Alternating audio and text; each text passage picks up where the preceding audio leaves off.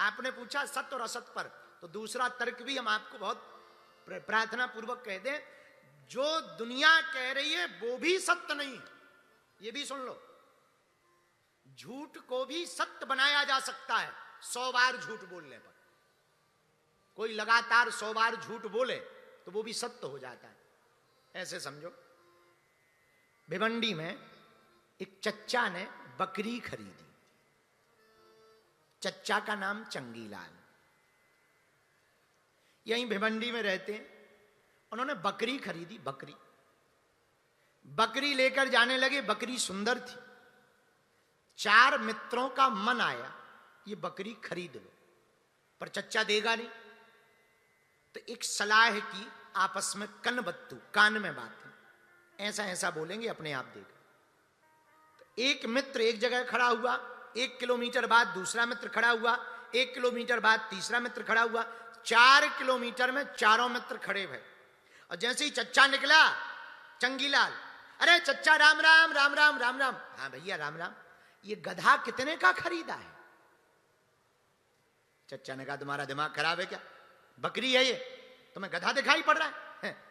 काहे को चच्चा दिन दहाड़े झूठ बोल रहे हो? अब गधे को गधे नहीं कहेंगे तो क्या गधे मान कहेंगे? चच्चा बोला तुम्हारा दिमाग खराब है, ये गधा है कि बकरी? आंखों का टेस्ट करवाओ। तो हंसते हुए वो मित्र गया, बोले हमारी तो ठीक है, तुम अपनी करवाओ। अब चच्चा ने भी गौर से देखा कि सही में हम बकरी की जगह गधा तो नहीं पकड़े। पर 1 किलोमीटर आगे गए, थी तो बकरी। अरे बकरी है, दिमाग खराब है इसका। 1 किलोमीटर आगे गया, तब तक दूसरा आया, चच्चा राम राम।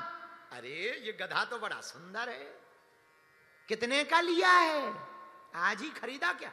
अब चच्चा का दिमाग खराब। वो वाला भी बोला, अब ये भी बोल रहा है। तो फिर चच्चा, भैया ये बताओ तुम आज कुछ खा के निकले हो क्या? भांग खाए? क्यों? व्यक्ति ने कहा क्यों? वाह, ये बकरी है कि गधा? हम बकरी लिए घूम रहे हो, तुम गधा के रहे? चच्चा काहे को मजाक कराए, गधे को गधे ही तो कहे। अब चच्चा का फिर दिमाग खराब। अब पूंछ ऊंछ पकड़ के देखा कि सच में कहीं गधा तो नहीं है। ऊपर नीचे देखा, अब बकरी थी, मियानी। अब और दिमाग खराब। चच्चा को लगा इसका भी दिमाग ही डिस्टर्ब। 1 किलोमीटर फिर चले, तब तक तीसरा आया। वो तो प्लांटेड थी, प्लानिंग थी।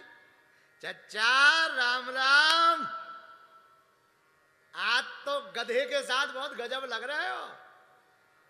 नया नया खरीदा है क्या गधा? अब चच्चा को कंफर्म हो गया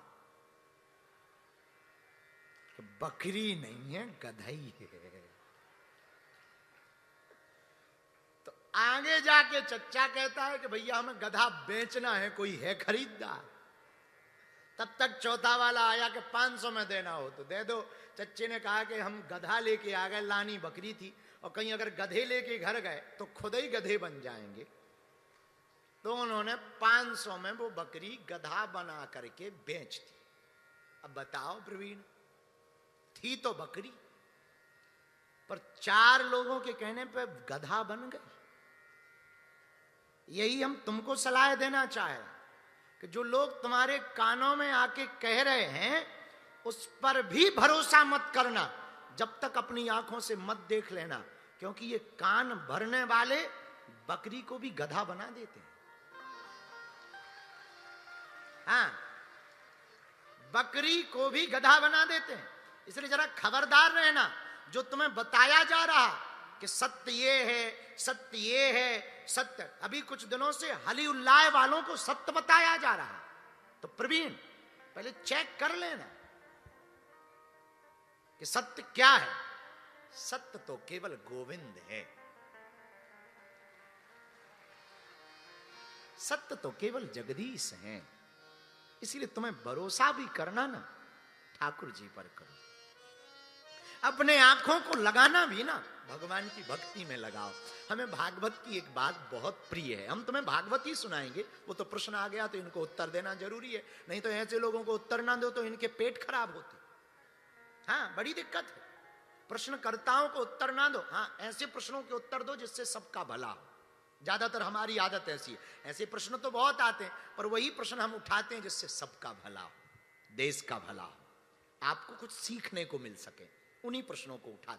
तो हमें भागवत की एक बात बहुत प्रिय लगती। नारद जी एक बार वृंदावन आते हैं, एक गोपी को ध्यान करते देखते हैं, तो नारद जी गोपी से पूछते, तू ध्यान किसका कर रही? गोविंद का। गोपी कहती नहीं, वो तो चित्त में बैठा है, तो हम गोविंद का ध्यान। फिर तू ध्यान किसका कर रही?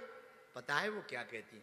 गोपी कहती है, वो दिन ना रात चित्त में चिपका रहता, मैं ऐसा ध्यान कर रही हूं कि कुछ देर को वो बाहर निकल जाए, कि थोड़ा घर के काम कर लूं, थोड़ा सा मैं घर के काम कर लूं। वो एकदम चित्त में पड़ा ही रहता, मन मस्तिष्क में लेटा ही है।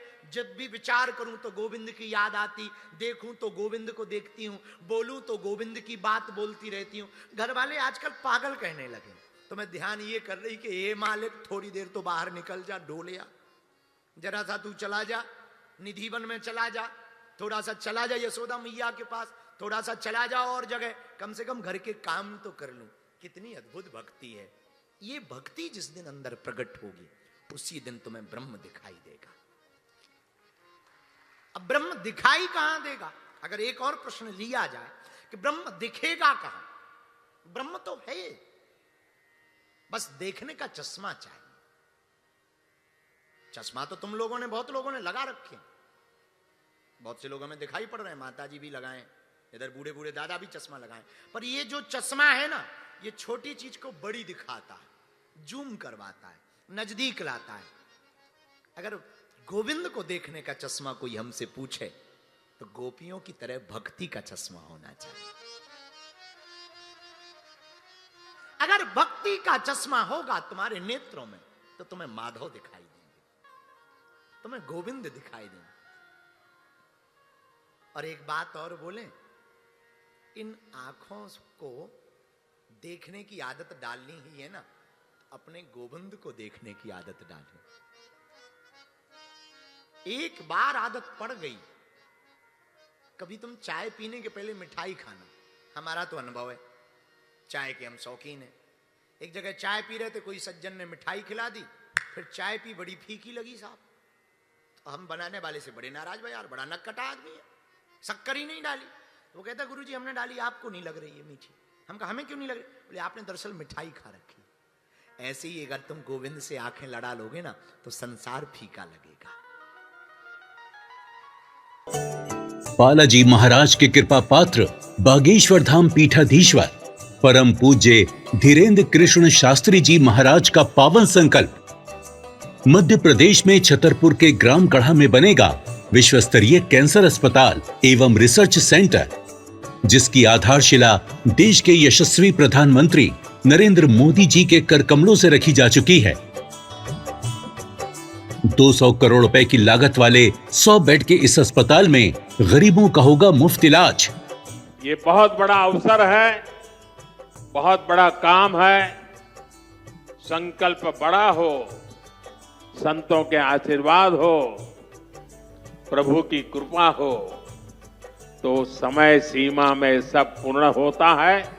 हमारे प्रियजनों, बागेश्वर धाम पूरे भारत के लोगों, अभी तक अस्पतालों में मंदिर थे, अब मंदिर में अस्पताल होगा।